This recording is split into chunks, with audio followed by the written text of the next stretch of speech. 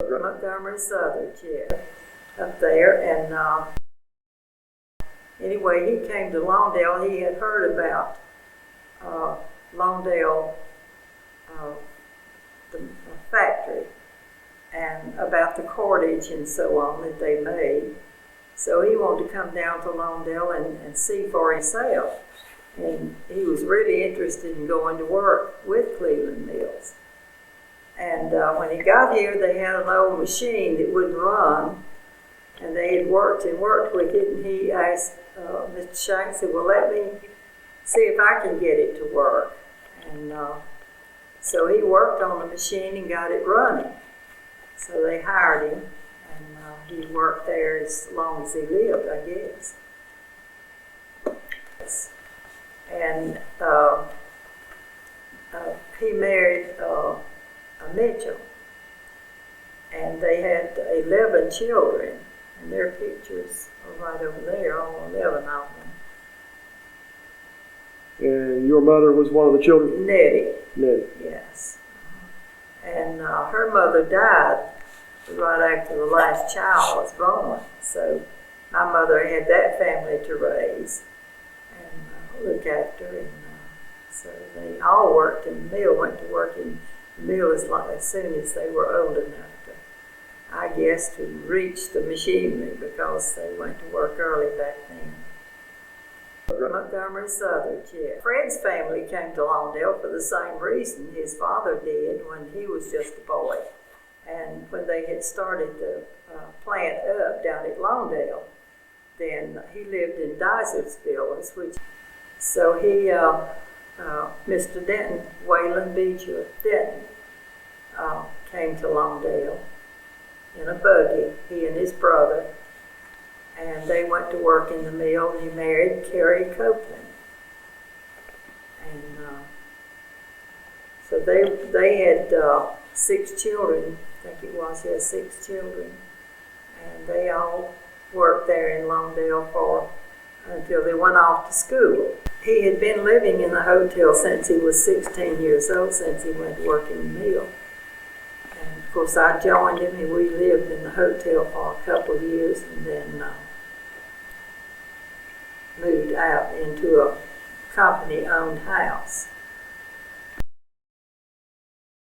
In the office at the mill I worked 5 years and became pregnant with Tony. Worked 3.5 more years, became pregnant with Greg. And after I had the 2, I didn't go back to work for a while then. My mother had 2 older sisters that lived here. And when I worked at Cleveland Mills, it was so easy because I got to come home for lunch, got an hour every day, see my boys, and it was just perfect. We could go wherever we wanted to when he took his daddy's car. Well, he was working at Cleveland Mills, and he made enough money that he bought himself an old car.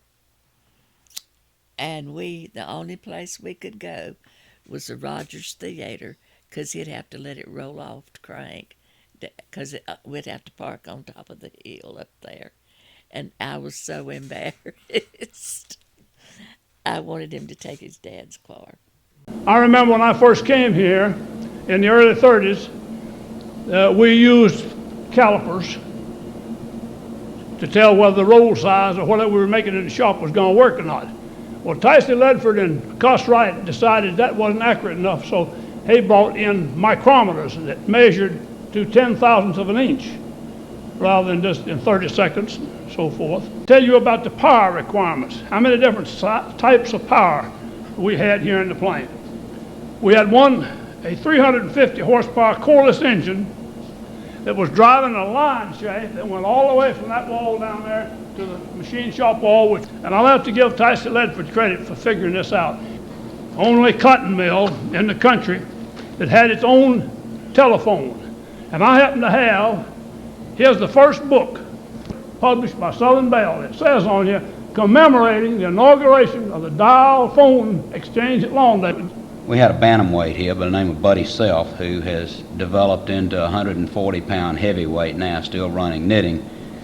that went with Charlie Forney up to Laconia, New Hampshire, and learned all they needed to know about running Scott and Williams knitting machines.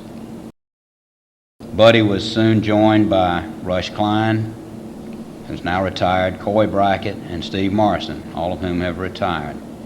They started the original 16 Scott and Williams knitting machine. In 1972, we were approached by Ford Motor Company, our major industrial customer, that fit on the 73 Mustang and would have no seams in it. If you remember, most vinyl tops had a seam down each side.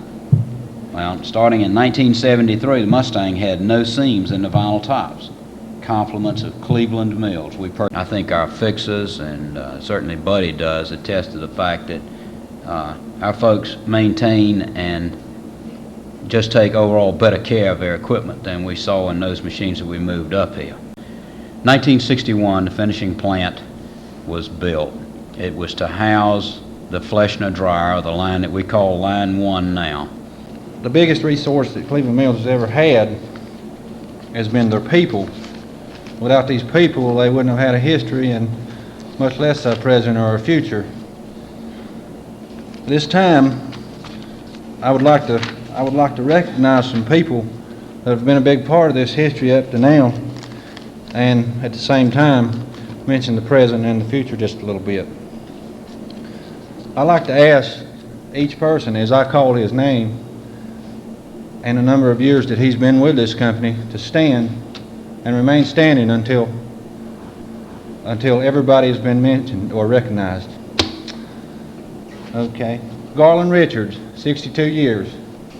Helen Walker of the office, 52 years. Okay. He works for the repair shop and the air conditioning, 47 years. If I get any of this wrong, it's Mike's fault. He's the one that gave me this thing. W.C. Williams in the spinning department, 46 years. Dot Lee works at finishing, 46 years. Maisel Williams of the winding department, 43 years. Mildred Klein of spinning, 44 years. Estelle Klein of winding, 44 years. Earl Carpenter of finishing, 44 years. Buena Knight of winding, 43 years. John F. Shank III, he listed in office, 36 years. Ruby Brackett works in the lab, 38 years. Oh, there you are, right on the front. Bobby Bowman works in the office, 36 years. Ann Southards of the office, 31 years.